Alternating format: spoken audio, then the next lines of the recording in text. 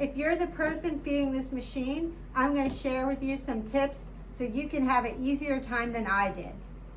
First, it's very dusty. You'll see that later when I'm feeding the machine. So don't ever do this job without the proper protection. Get yourself a mask and goggles, and it gets very loud too.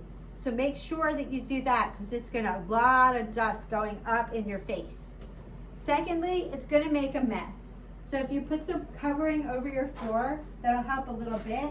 And make sure that you have a dry bath nearby for cleanup later.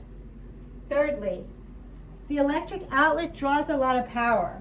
So make sure you have nothing else on in the room. My lights were flickering. I even turned those off. At one point, I was doing this and the machine just stopped working. I didn't know what to do. I was going to call this 1-800 number. I thought it was broke. Then I thought that I blew the outlet. I plugged something into the outlet and it was working, so I knew it wasn't that.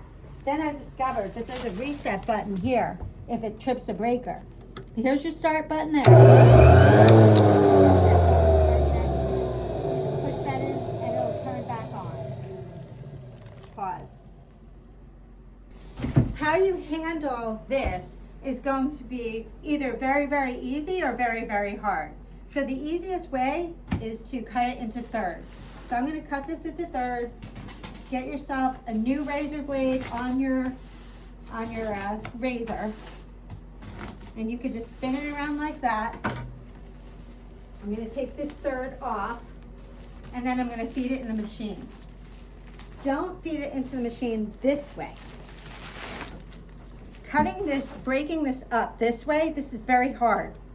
It doesn't break up easy. It takes all my strength. And it was really hard. It was taking me a long time.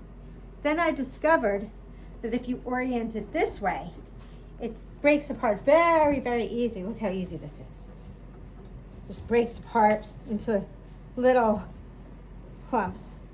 So that's basically all the tips. You can see all this dust. This is why you need the mask.